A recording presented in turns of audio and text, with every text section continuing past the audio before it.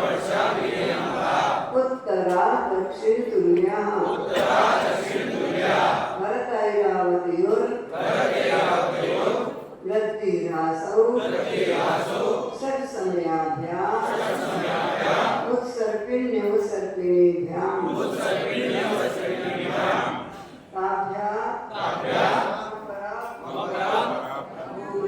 भूमयो वस्थिताः एकद्वित्रिपल्योपम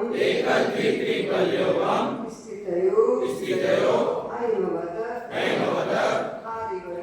आदिवर्ष दैवपूर्वका तथोत्तरा विदेहेषु संख्येकाला भरतस्य विश्वम्भो जम्बूद्वीपस्य नवतिशतभाग धातकी खंडे पुष्करार्धे च प्राण मानुषोत्तरान् मनुष्या प्राण अनुनासिक है प्राण मानुषोत्तरान् मनुष्या आर्या म्लेच्छाश्च वरतैरावत विदेहा कर्मभूम्योऽन्यत्र देवपुरुतर नृस्थिति परावरे त्रिपल्योपमान्तर मुहूर्ते तिर्यक् योनिजानां च। हो गया तीसरा अध्याय पूरा? 12 कुछ नहीं किया। क्या करो? नरक कितने हैं? 7। नारकियों की आयु कितनी है? पहले नरक में 1 साल है, दूसरे में 3 साल है, तीसरे में 7 साल है, चौथे में 10 साल है, पांचवे में 17 साल है और छठे की 22 साल। बस 6 है। सातवें की जो नरक की आयु है तो नरक मर जाना चाहिए। फिर इसमें कहाँ लिखा? नारकी का कोई नाम नहीं लिखा। लिखा है क्या? नहीं लिखा। सत्वा नाम लिखा है ना। सत्वा नाम मतलब प्राणियों की, कोई नरक में रहने वाले प्राणियों की आयु है। ये उत्कृष्ट है कि जगत में उत्कृष्ट है। ये अधोलोक का वर्णन हो गया। मध्य लोक में कितने द्वीप समुद्र हैं? असंख्यात। सबसे पहले नंबर का जम्बूद्वीप समुद्र है कि द्वीप है? द्वीप है। और समुद्र कौन सा है? लवण समुद्र है। उन लोग लवण समुद्र में रहते हैं, जम्बूद्वीप में? जम्बूद्वीप में रहते हैं। पानी अपने यहाँ का खारा है नहीं है ना? खारा पानी तो कहाँ से आ गया? लवण समुद्र में से अपने कुएं में आ गया। बहुत अच्छा। कहाँ से आएगा? लवण समुद्र में से आएगा क्या? समुद्र में पानी उत्पन्न नहीं होता, पानी जमीन के अंदर उत्पन्न होता है। समुद्र में, तालाब में, गड्ढे में, नाले में पानी उत्पन्न थोड़ी होता, इकट्ठा होता है। वहाँ तो जगह जगह से पानी आकर के समुद्र में इकट्ठा हो जाता है। नदी आई उसमें मिल गई, वहाँ गड्ढा है समुद्र, तो उसमें आकर के भरा गया। वहाँ पानी उत्पन्न नहीं होता। पानी कहाँ उत्पन्न होता है? पानी का जन्म होता है क्या? नहीं होता। तो कहाँ से आ रहा है? पानी का जन्म नहीं होता क्या?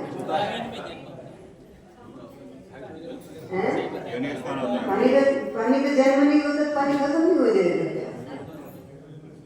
पानी का जन्म नहीं होता है तो सटकाए के जीव कैसे कहलाए? पृथ्वी का एक, जल का एक, अग्नि का एक, वायु का एक, वनस्पति का एक। जल का एक जीव है नहीं, जीव है और संसार में है और कर्म का बंध है उसके साथ में, कि फिर वो जन्मेगा और मरेगा। जब तुम्हारे हिसाब से आदमी जन्म मरे बस, बाकी और कोई नहीं जन्म मरे। अपन पानी बन के आए बहुत बार, पानी भी बन के आए, हवा भी बन करके आए, अग्नि भी बने होंगे, क्या नहीं बने होंगे। 84 लाख योनि में एक भी योनि ऐसी नहीं बची जिसमें हमारा और तुम्हारा जन्म नहीं हुआ हो। अनंत अनंत बार हुआ है।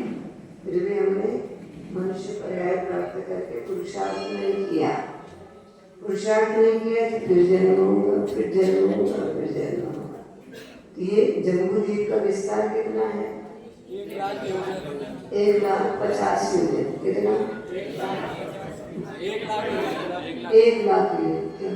प्रासुप जल जो होता है वो भी क्या जीव होता है उसमें? नहीं, प्रासुप जल जीव क्यों होगा? प्रासुप जल यदि जीव होगा तो साधु संत उसको नहीं छू सकते। प्रासुप जल जीव नहीं है, जो अप्रासुप पानी है वो जीव है। तो फिर प्रासुप जल की उत्पत्ति होगी कि नहीं? नहीं, प्रासुप जल पैदा नहीं होता। जो कच्चा पानी है, छना हुआ हो भले बिना चना हुआ हो, छना हुआ पानी भी जीव है। हाँ, छना हुआ पानी भी जीव है। इसलिए साधु संत छने हुए पानी को नहीं छू सकते। छने पानी को नहीं छू सकते। अगर छुएंगे तो उनको जल का जीव की हिंसा का पाप लगेगा। वो प्रासुक जल को स्पर्श कर सकते हैं, अप्रासुक पानी को नहीं कर सकते। ठीक है ना? नहीं आ गई समझ में? आ गई ना? हाँ, तुम लोग भी रत्नत्रय का तेगा करो ना कभी। रत्नत्रय का तेगा, उसकी ये विधि है। उसमें छना हुआ पानी भी नहीं छू सकते, क्योंकि वो रत्नत्रय का व्रत है। उसमें साधु जैसी चर्या करनी होती है उसको। वो लेट्रिन में नहीं जाएगा, बाथरूम में भी नहीं जाएगा, और छने पानी से भी नहीं नहाएगा, प्रासुक पानी की उपयोग में लेगा। तो भोजन भी वो मर्यादा वाला ही करेगा। यदि एक आसन करेगा और उपवास करेगा तो पानी पिएगा, तो वो प्रासुक अपने हाथ से नहीं करेगा। रत्नत्रय की विधि है। आजकल तो हल्की उपवास करते हैं, 5 दिन का रत्नत्रय पोषक सहित होता है। मतलब धारणा में और पारणा में। धारणा में तो कई लोग एक आसन करते हैं, लेकिन पारणा में नहीं करते थे। और एक आसन करते हैं तो भी वो मतलब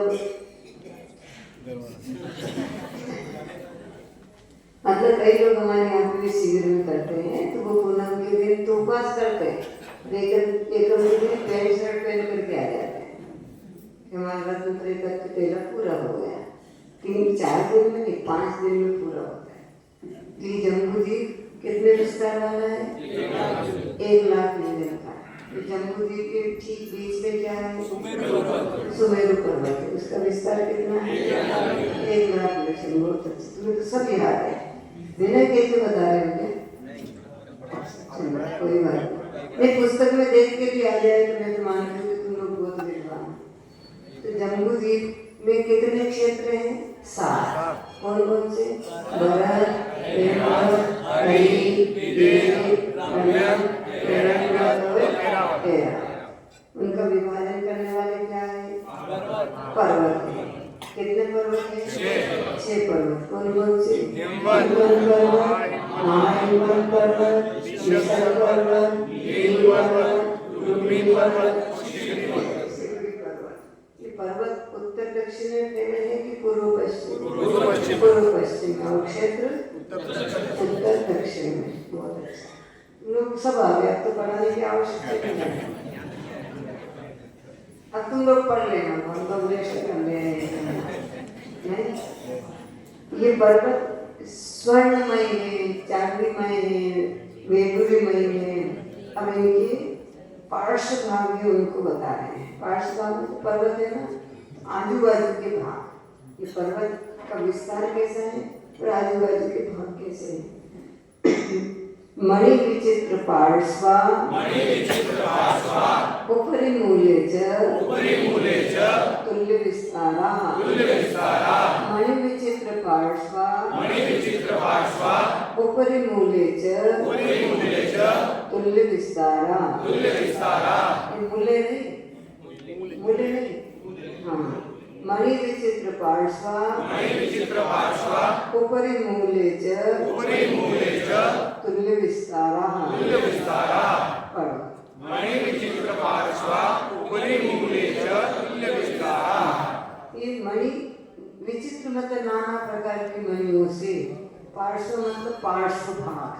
ये पर्वत है ना, अपने यहाँ के पर्वत देखे तुम लोगों ने कभी? बांसवाड़ा में पर्वत है? पर्वत है, देखे हैं? पहाड़ी तो वो पहाड़ियाँ नीचे से सकड़ी है कि ऊपर से सकड़ी है? ऊपर से और नीचे से कि उल्टा है कि नीचे से सकड़ी है? सही देखी होगी तो सही देखी, नीचे से चौड़ी ऊपर से सकड़ी। लेकिन ये पर्वत ऐसे नहीं है, क्योंकि पर्वत विभाजन करने वाले हैं।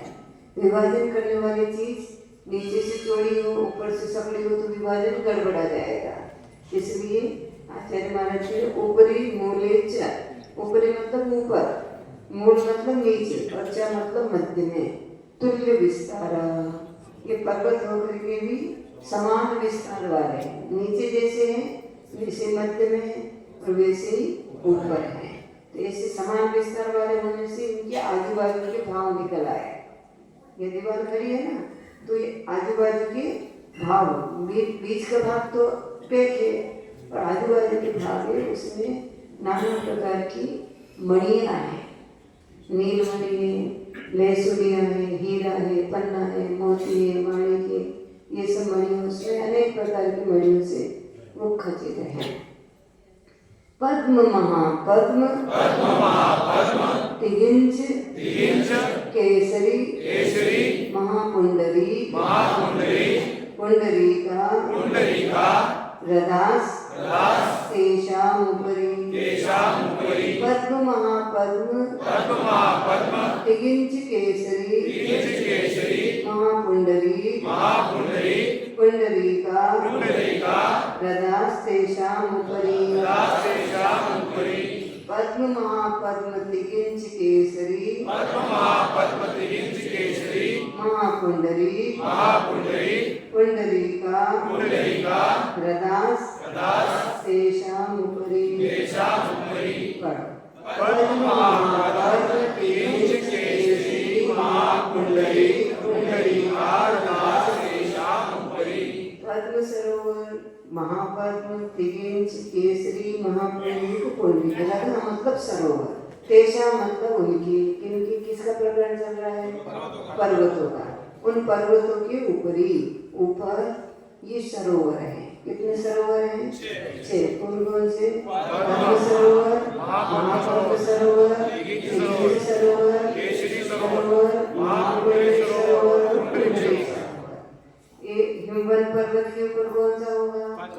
पद्म सरोवर। महाहिमवन के ऊपर महापद्म। निसर के ऊपर तिगिंच सरोवर। नील के ऊपर केसरी और रुक्म के ऊपर महापुंडरी और शिखरी के ऊपर पुंडरी। ये 6 पर्वत है और 6 पर्वत पर एक एक सरोवर है। सरोवर जानते हो? तालाब। प्रथमो योजन सहस्रायामस् तदर्थ विश्वम्भो रदः। प्रथमो योजन सहस्रायामस् नहीं सहस्र। प्रथमो योजन सहस्रायामस् तदर्थ विश्वम्भो रदः। पढ़ो।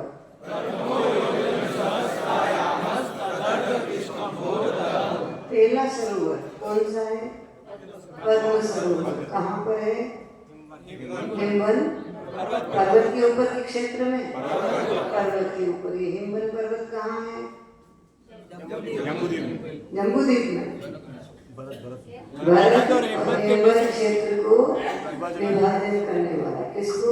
भारत और हेमवत को विभाजन करने वाला हिमवान पर्वत है। और ये भारत और हेमवत क्षेत्र जम्बूद्वीप में है और अपन लोग भी जम्बूद्वीप में। बहुत अच्छा है, इन लोगों को याद है सब। ये पहला वाला सरोवर है, उसका विस्तार बता रहे हैं। योजन सहस्र, 1000 योजन आयाम वाला और उसका आधा विश्वकंभ, लंबा और चौड़ा। 1000 योजन का लंबा और 500 योजन का चौड़ा है। क्या चीज? सरोवर। ये सरोवर अपने तालाब जैसा नहीं कि अपने खानों का तालाब हो गए 2-4 तो नहीं, 8 है, 5 ही है। शहर में यहाँ नहीं है ना, खाने वालों में तालाब नहीं है। हम काय को तालाब देख के फिरेंगे? अपन काय को देखेंगे? अपने को नहाना नहीं, कपड़े धोना नहीं, किसी को देखना नहीं, अपने को तो अपना स्वार्थ वाला काम देखते हैं, दुनिया वाली की चीजें नहीं देखते हैं। तो देखना भी नहीं चाहिए ना, तो धंधे क्या मतलब है। तो 1000 योजन लंबा और 500 योजन चौड़ा और 10 योजना वगाह। पढ़ो 10 योजना वगाह। 10 योजना वगाह। 10 योजना वगाह। 10 योजन गहरा है। 1000 योजन लंबा है, 500 योजन चौड़ा है और 10 योजन गहरा है। तन्मध्ये योजनम पुष्करम। योजनम पुष्करम। तन्मध्ये योजनम पुष्करम। तन्मध्ये योजनम पुष्करम। पढ़ो। तन्मध्ये योजनम पुष्करम। उस सरोवर के बीच में 1 योजन का फूल है। 1 योजन का अर्थ समझते हो? 4 कोस। 4 कोस का अर्थ समझते हो? 12 किलोमीटर। 12 किलोमीटर का कमल है। 1000 योजन लंबा और 500 योजन चौड़ा तालाब है। तो उसमें 12 किलोमीटर का यदि कमल हो तो कोई बड़ी चीज नहीं है। तो 1 योजन का एक कमल है, उसमें 2 योजन 2 कोस की तो कर्णिका है। कर्णिका जानते हो? जिसके आधार से पत्ते रहते हैं। कर्णिका होती है ना, जिसमें से चारों तरफ से पत्ते निकले रहते हैं, तो वो कर्णिका होती है। तो उसको कर्णिका 2 कोस की है और 1-1 कोस की पत्तियां हैं। 1 कोस की पत्तियां। तुम्हारे खांडूकाल में कितने कोस की है? 1 कोस की नहीं। तो वहां का पत्ता ही उससे ज्यादा बड़ा है। उसका पत्ता एक पत्ती से दूसरे पत्ते, आमने सामने पत्ते रहते हैं ना, तो एक पत्ती के नोक से दूसरे पत्ती की नोक तक पहुंचने में 4 कोस आएंगे। हाँ, 4 कोस आएंगे। मतलब यहाँ से चले तो 1 कोस तक पत्ती चलेगी, फिर 2 कोस तक कर्णिका चलेगी, फिर 1 कोस तक पत्ती चलेगी। तो एक पत्ती के सामने दूसरी पत्ती, कमल होता है ना, तो एक पत्ती के सामने दूसरी पत्ती रहती। तो किसी भी पत्ती के छोर से सामने वाले पत्ती की छोर तक यदि पहुंचेंगे तो 4 कोस प्रमाण ये कमल है। तुम लोगों को लाना तो नहीं ला पाएंगे। बहुत अच्छा, नहीं ला पाएंगे, इसलिए नहीं लाना है, लाने की इच्छा नहीं है।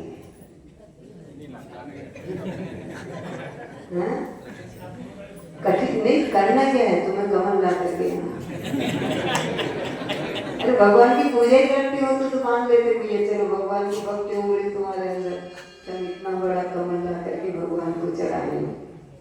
वो तो तुम्हें करना ही नहीं, कमल तुम चढ़ाओगे नहीं, फिर काहे को हैरान हो रहे हो?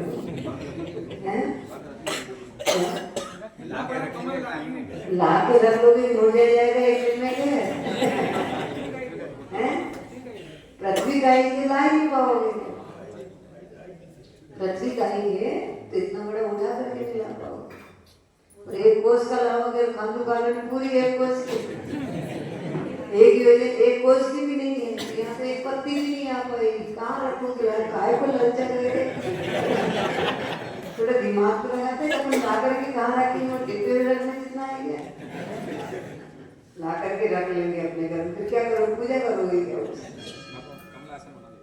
कमलासन बन जाएगा। कमलासन बन जाएगा तो पंडित जी थोड़ी खांडू कॉलोनी का विस्तार तो कर दो, विस्तार कर दो। एक बार उसको 1 योजन की तो बना दो, कम से कम 1 योजन की भी बनाओगे तो केवल कमल रखा जाएगा, तुम कहाँ रहोगे? 10-20 को योजन की बना लो, फिर उसके 10-20 योजन के बीच में 1 योजन का कमल रखो। आदमी की कितनी इच्छाएं उत्पन्न होती है। इसी तो अनंत कहते हैं, जो हम कर नहीं सकते, जिसके हमें आवश्यकता है। और क्या कर लोगे? देखेंगे उसको, देखने से क्या होगा? तो क्या होगा? चक्षु इंद्रिय का विषय, उसके पाप का बंद होगा, पाप का बंद होगा। और क्या होगा? 5 इंद्रिय के विषय को भोगेंगे तो पाप का बंद होगा। बहुत अच्छा।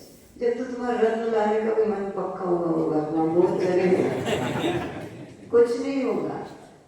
आदिनाथ भगवान थे ना, तो आहार करने के लिए आए थे हस्तिनापुर में आहार हुआ ना, हस्तिनापुर में आहार करने आए श्रेयांश राजा के यहाँ पर आहार करके लौटे। तो लौटने के बाद में श्रेयांश राजा भगवान को छोड़ के आया ना, तब वो पूरी हस्तिनापुर में पैर रखने की जगह नहीं, इतने रत्न बरसे। तो वो इतने ढेरों में से रत्नों को यूं करके पैर से हटा करके उसको पैर रखने पड़े थे, इतने रत्न बरसे थे। इतने रत्न बरस जाएंगे तुम्हारे बाजार में बिकेंगे नहीं फिर।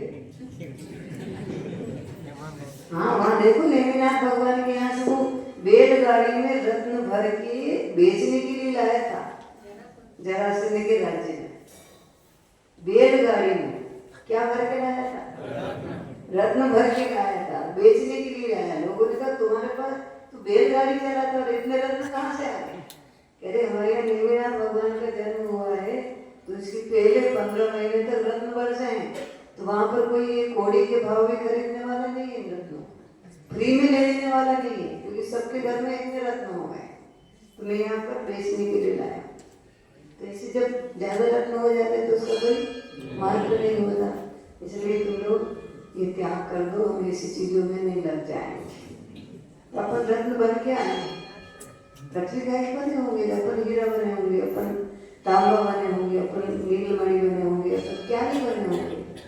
अरे भगवान, मेरे को क्या पता, मैंने सोचा अब तो तुम लोगों में थोड़ा वैराग्य आ गया। अभी भी तुम्हारा में ऐसी लालसा है, क्या करोगी बाहर की कि बेटे के जाने मेरे को जलाओ तो रत्नों से जलाना। ये हर चीज बनाओ ना, तो इसकी चारों तरफ रत्नों की बाउंड्री बना लेना, ताकि हर चीज देखने के लिए पूरा नगर उलट पड़े कि भैया सेठ जी की अर्थी में रत्न लगे, सेठ जी की अर्थी में रत्न लगे। पूरी वो बाउंड्री होती ना उसकी, कपन तो उड़ाएंगे, सफेद कपन होगा, इसके चारों तरफ हीरे मोती वगैरह की बाउंड्री की तैयारी करके जाना, नहीं तो अर्थी बना के जाना तुम पर। मतलब उठा के लेटाएंगे तो तुम्हें ही, लेकिन वो जो बनती है ना, क्या क्या बनती है?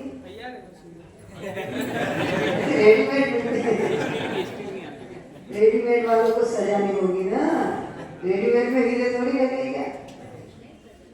ये भगवान क्या करूं, क्या पढ़ाओ, फालतू में चला गया। 2 महीने फालतू चले गए, कोई मतलब नहीं। 2 कम नहीं हुआ तुम्हारा, अब क्या करें, बंद कर देंगे। मैं तो नहीं, ऐसे लोगों को क्या पढ़ा? 2 महीने और लगेंगे। 2 महीने की बात में कोई बात नहीं, 2 महीने तक हम नहीं रुक सकते, तुम सुधरो या नहीं सुधरो। हमें तो 1 महीना ही बचा है, और ज्यादा से ज्यादा 15 दिन और अष्टांगी करके हो जाएंगे, उससे ज्यादा नहीं रुक सकते ना, फिर तो हमारा काम समाप्त हो जाएगा। चलो कोई बात नहीं, ये तो संसार है, ऐसा होता ही है, कभी सफलता और कभी असफलता है, भी हमारा सफलता मिलेगी। कुछ नहीं, आशा पर आसमान टिका है। समय बाकी है। हाँ, समय बाकी है, आशा पे आसमान टिका है। जाते जाते लगाए रखो, लगेगी कभी तो। हाँ, लगाए रखो तो लगेगी, बहुत अच्छा है। तुम लोग भी हमारा साथ देना चाहिए, लगी जाएगी जाते जाते। तद्विगुण द्विगुणा ददाः पुष्कराणि च तद्विगुण द्विगुणा ददाः पुष्कराणि च। करो पुष्कराणि नहीं, छोटी पुष्कराणि च।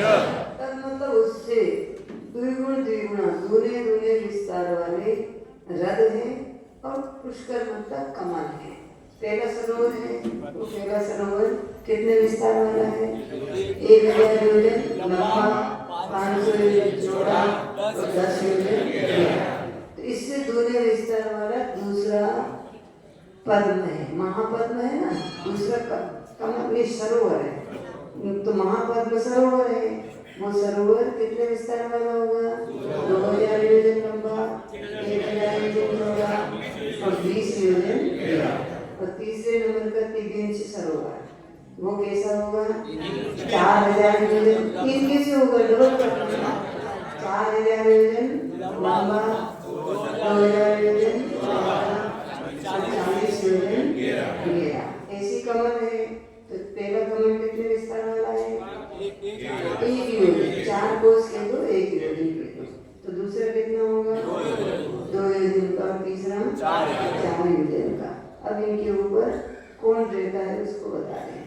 तन्निवासिन्यो दिव्यः श्री गिरि धृति कीर्ति बुद्धि लक्ष्म्यः पल्योपमस्थितयः ससामानिक परिसत्ताः तन्निवासिन्यो दिव्यः श्री गिरि धृति कीर्ति बुद्धि लक्ष्म्यः मत बोलना। आधा अक्षर आधा ना। बुद्धि लक्ष्म्यः पर्योपमस्थितयः ससामानिक परिसत्ताः तन्निवासिन्यो दिव्यः श्री गिरि धृति कीर्ति बुद्धि लक्ष्म्यः पर्योपमस्थितयः ससामानिक परिसत्ताः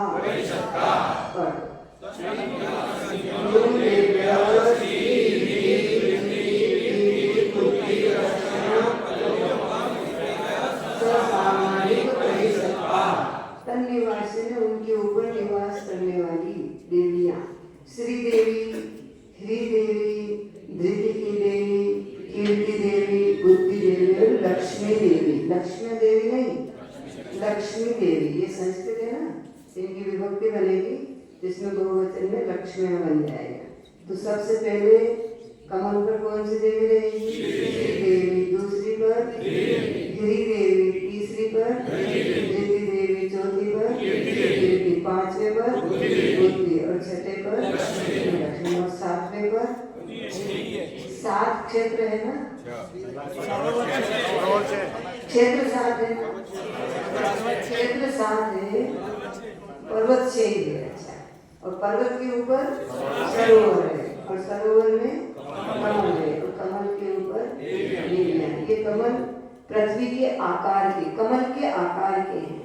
जैसे पानी में नहीं हो रहे, पानी में टापू बने हुए रहते हैं ना, वो टापू कमल के आकार है। जैसे अपने शिखर जी में बनाया ना, कमल मंदिर बनता है ना, तो कमल मंदिर कमल नहीं है, कमल की आकृति वाला होता है। तो वहां पर भी उस कमल की आकृति वाला वो कमल है, उस कमल के ऊपर श्री देवी का भवन है। दूसरे के ऊपर गिरि, ये देवियां अपने भगवान के गर्भ कल्याण के समय माँ की सेवा करने आती है। ये 6 देवियां हैं। वो श्री देवी है, माता में मतलब लक्ष्मी की सुख की स्थापना करती है। और धृति देवी लज्जा की स्थापना करती है। धृति देवी धैर्य बनाती है, कीर्ति यश फैलाती है, बुद्धि देती है और लक्ष्मी।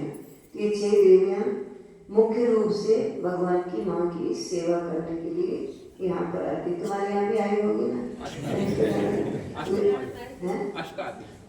अष्ट देवी ये नहीं आती, 2 और आती। अच्छा, 2 इनके साथ हो आती है। यहाँ बन जाती है, बन जाती है, आती तो नहीं है, बन जाती है। कुछ नहीं, देविया बनना कोई खास बात नहीं है, भगवान बनना खास बात है। तुम्हें क्या बनना? देव बनना है भगवान के देव भगवान। एक तो हो गया पास। सही वाला भगवान बनना है कि नकली वाला? सही वाला। नकली वाले भगवान होते हैं नहीं, मतलब ब्रह्मा जी बनना है, विशाखा बनना है, कि विष्णु बनना है, क्या बनना? महावीर, गुजराती,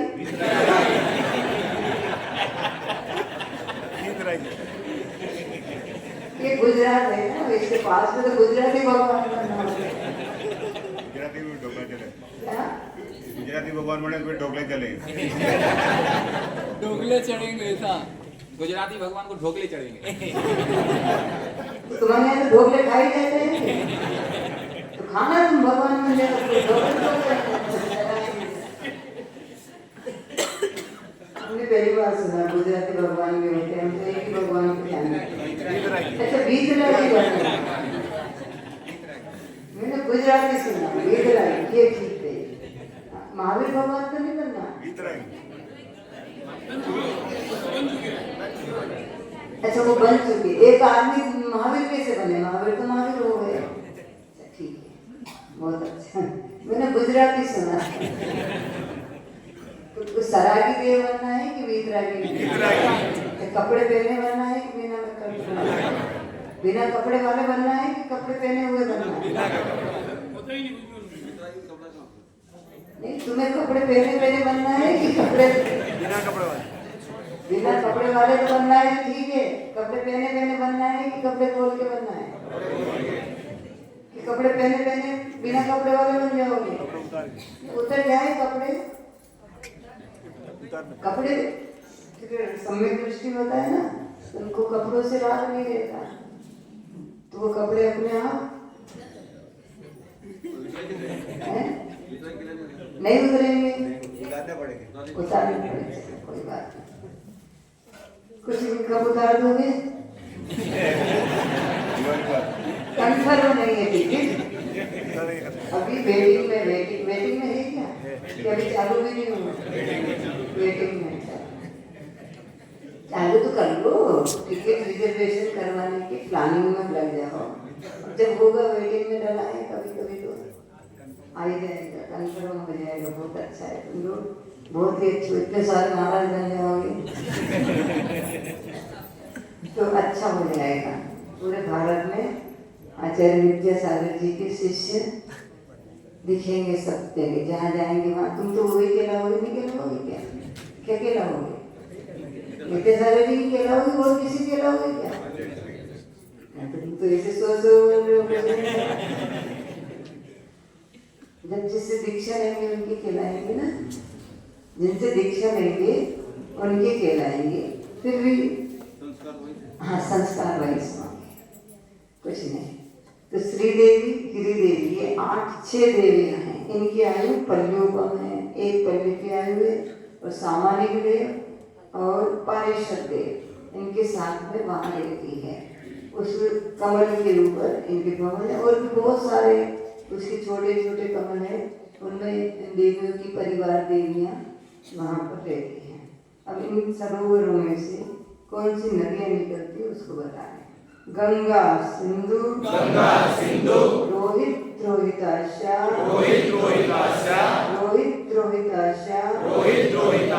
हरित हरिकांता सीता सीतोदा नारी नरकांता सुवर्ण रूप कूला रक्ता रक्तुदा हरितस तन्मध्यगा। गंगा सिंधु रोहित रोहिताशा हरित हरिकांता सीता सीतोदा नारी नरकांता सुवर्ण रूप कूला रक्ता रक्तुदा सरितस तन्मध्यगा। गंगा सिंधु रोहित रोहिताशा हरित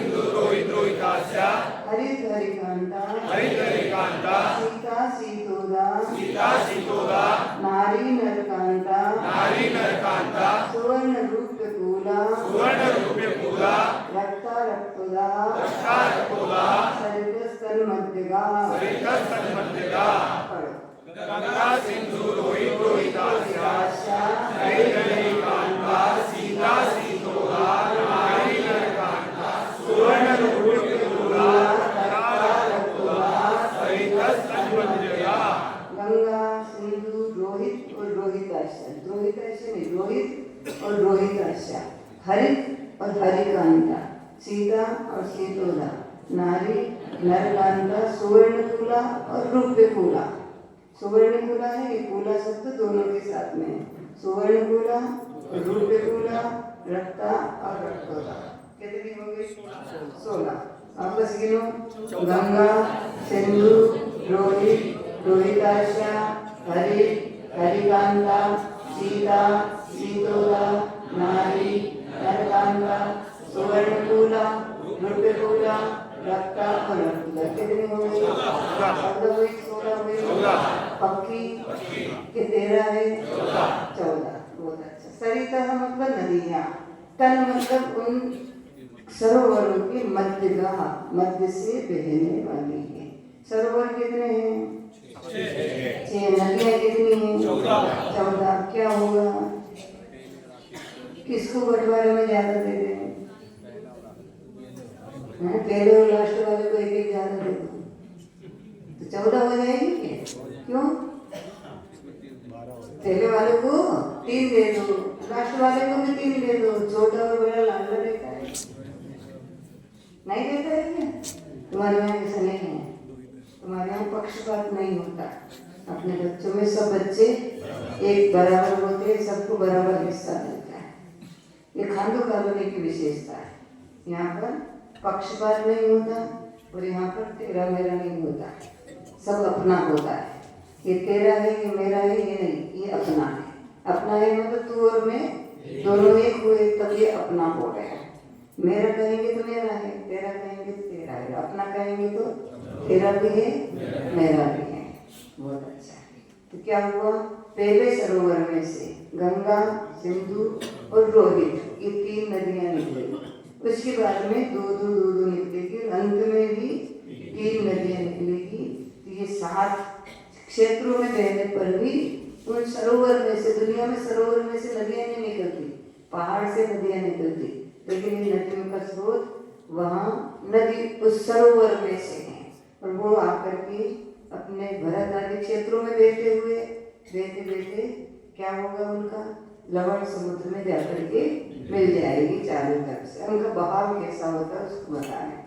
द्वयोर्द्वयोः पूर्वाः पूर्वगाः द्वयोर्द्वयोः पूर्वाः पूर्वगाः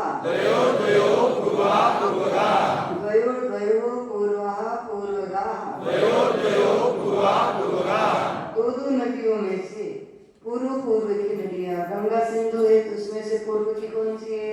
गंगा नदी। रोहिताक्ष में से रोहित नदी। रक्तोदा में से रक्ता नदी। तो पूर्व की कितनी होगी? 3 हुई। कितनी? 4 हुई। कितनी हुई? 7। कौन कौन सी? गंगा नदी, रोहित नदी, हरित नदी, सीता नदी, नारी नदी, सुवर्णकूला और रक्ता।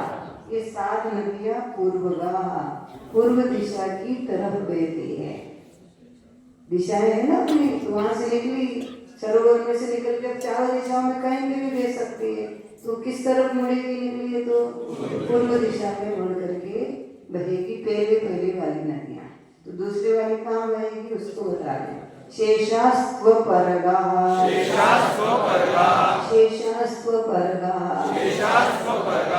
शेषाः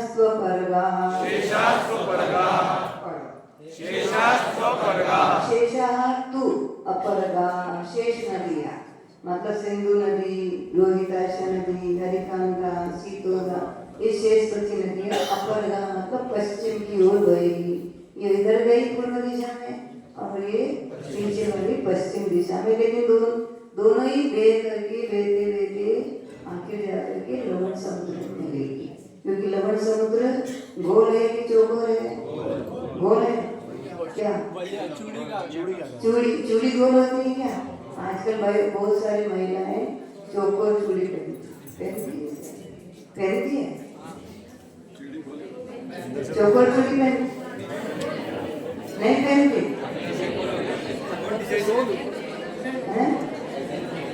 कई महिलाओं के हाथों में चौकोर 60 कोण वाली, 10 कोण वाली, और तुम्हारे हाथ को सोने के ऊपर लगी भी बहुत सारी चूड़ियाँ पहनती है ना।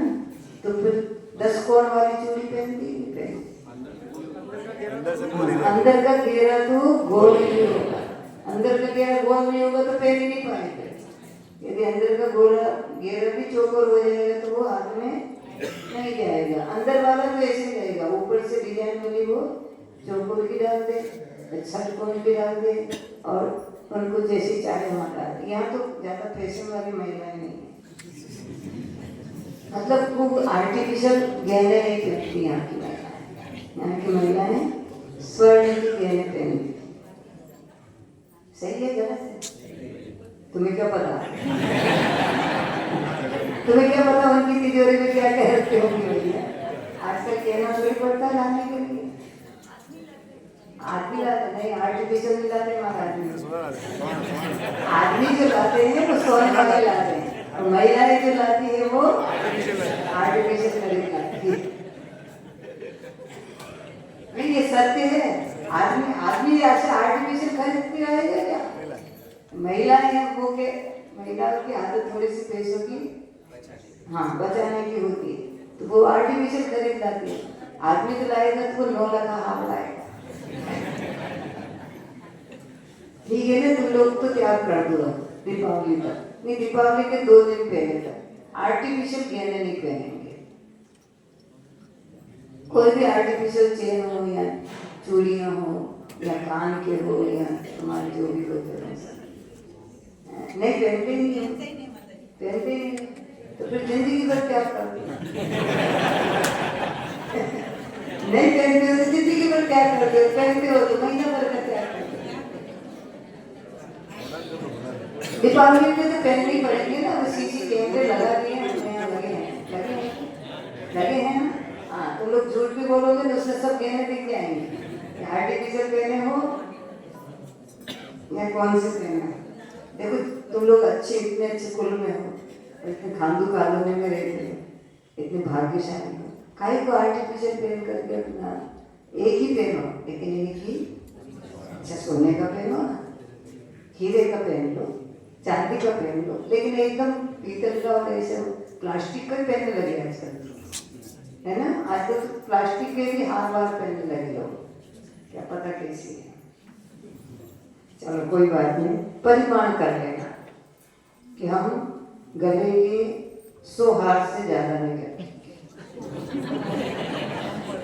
नहीं, हंसने वाली बात नहीं, हंसो नहीं तो नॉर्मल रूप से। हाँ, एक बार हम लोग बैठे थे, एक लड़की पूरे ग्राउंड में घूम रही थी। मैंने कहा क्या होगा, क्या घूम रही हो? कि मेरे कान का गिर गया माते, आपको कहीं दिखा क्या? मैं बता दूं तेरे को तो तू क्या करेगी? कि मैं नियम ले लूंगी। क्या नियम ले लेगी? कि 51 जोड़ी से ज्यादा नहीं रखो कान वाले। आज से 30 साल पहले की बात है, मतलब 91 की बात है, 30 से भी ज्यादा हो गए होंगे। उस समय उसने कही आप बता दोगे तो मैं 51 का नियम ले लूंगी, 51 से ज्यादा नहीं लेगी। तो हमने बता दिया था, मैंने कहते हुए डरा है तुम्हारा। तो उसने 51 का नियम लिया था। आज से 25 मतलब 23 साल पहले की बात है, 90-91 की बात। तो 33 हो गए, 33 साल पहले वो 51 का नियम ले रही थी। तो आज तो तुम्हारे बहुत सारे जमाने बदल गया। नियम ले लो तुम, कोई भी कान के आभूषण हो या गले के हो या पैर के हो, हाथ के हो, बिंदियां हो और तुम्हारे सिंदूर हो और चश्मे की फ्रेम हो, 100 से ज्यादा नहीं रखी। 100 एक चीज 100, हाथ के चूड़ियां 100 प्रकार की और गले के हार 100 प्रकार के हो गए, कम पड़ेगा।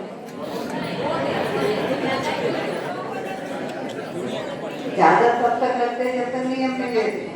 जब नियम ले लेते तो कम पड़ने लगते हैं। हमारे पास बहुत सारे लोग हैं, माता जी भाव कम ले लिया, अब वो कम पड़ने लगे, अब वो कम पड़ने लगे। तुम्हारे अपने नाम के बहू के रखे हो तो अपने को कोई टेंशन। अभी एक दिन मैंने बताई थी ना, 500 डिब्बे रखी थी नेल पॉलिश। हाँ, स्वीकार कर रही थी 250-300 तो वो उसके आदमी ने गई थी, माता जी 500 डिब्बे रखी है इनकी वो उसमें अलमारी में। उनका तुम्हें कैसे दिख गई? आज मैं तेल निकालने गया था, मैं वो डिब्बे दिख गई, 500 डिब्बे। माता जी कोई हिसाब किताब होता है क्या? मैंने कहा तुम्हें तुमने पैसे दिए उनकी माता जी, पैसे देने की क्या आवश्यकता है? उनको पैसे देने की आवश्यकता नहीं, बहुत परफेक्ट पैसा कमाना है, बिना श्रम के पैसा कमाने वाली है। तो उनके यहाँ 500 थी तो 100 तो तुम्हारे यहाँ हो ही सकती है। अरे नहीं तो 10 का नियम ले लो, 10 से ज्यादा नहीं करेंगे, नहीं तो संकल्प कर लो 10 से ज्यादा नहीं रखेंगे हम गले के हाथ, बस खत्म हुई बात। ना करोगे तो तुम्हें ऐसे ही करना पड़ेगा, और ना करोगे तो एक ही रखना पहना है तो पहले लो, जिंदगी भर बदल नहीं। हाँ ऐसा नहीं करो, परिमाण कर लेना चाहिए। परिमाण करने से जितनी देखो, ऐसा सोने के आभूषण ऐसे नहीं बनते, सोने को पिघालना पड़ता है, पानी बनाना पड़ता है, पानी बना करके फिर ढालना पड़ता है, ऐसे थोड़ी बन रहे हैं क्या? और उस सोने को पिघालने के लिए कितनी आग लगती होगी, कितनी आग लगती होगी। हम फिरोजाबाद गए थे, भैया एक व्यक्ति आया था जैन का, कि माता चल हमारी फैक्ट्री देखना चाहिए। हमने कहा हम तो फैक्ट्री देखने नहीं जा सकते, हम फैक्ट्री का नाम सुनते त्याग करवाते हैं, बहुत बड़ा पाप है।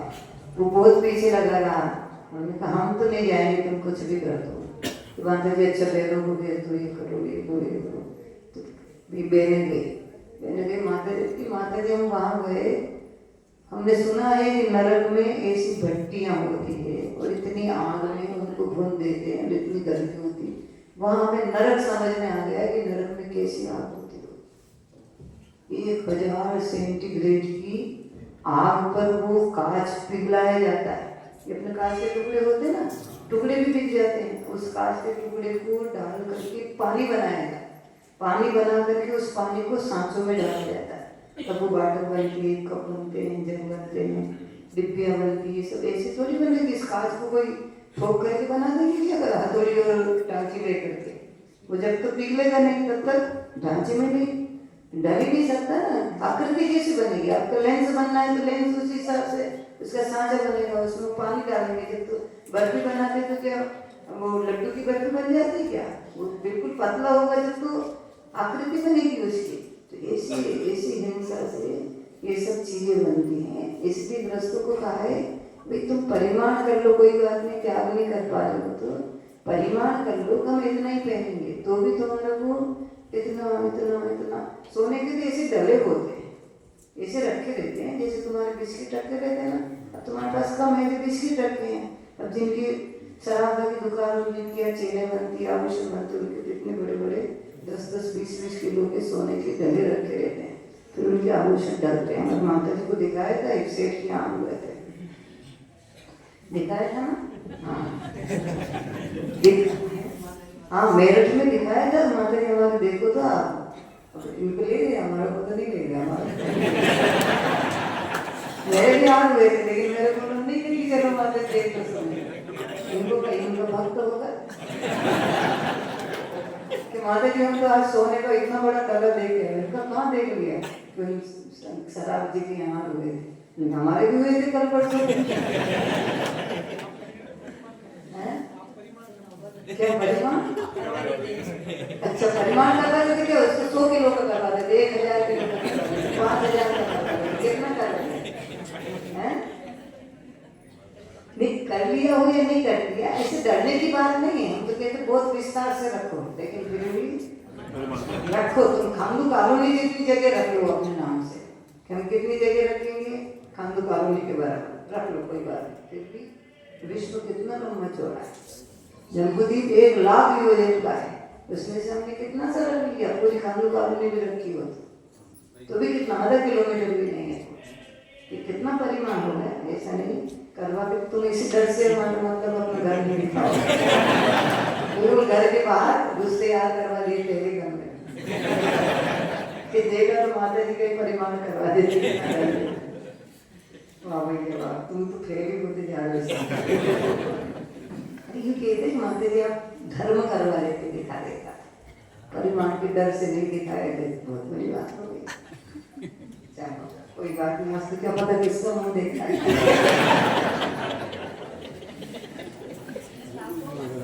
श्राव को लगाए तो देंगे, हमारे यहाँ का श्राव देखेगा।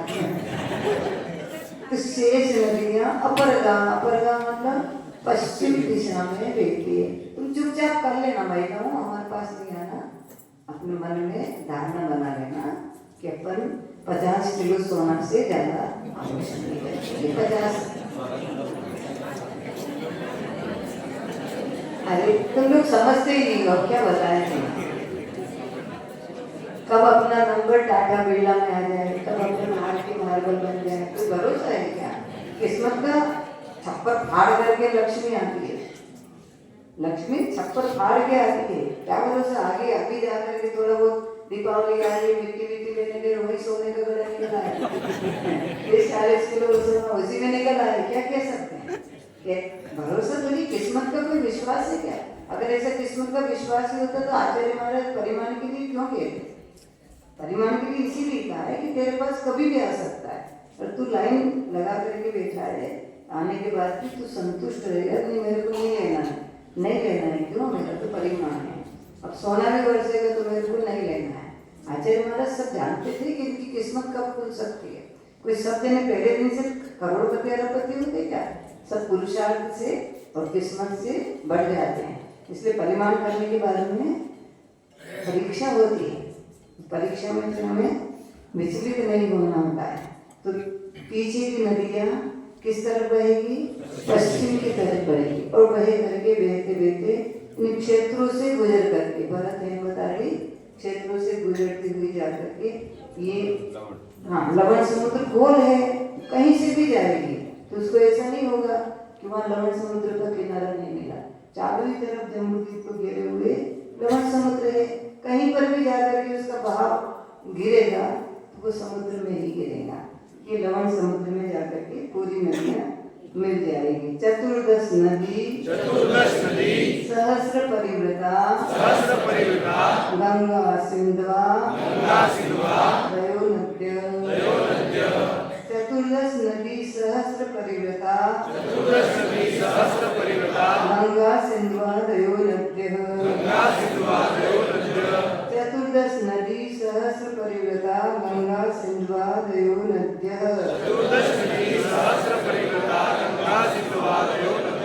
पढ़ो। चतुर्दश नदी सहस्र परिवृता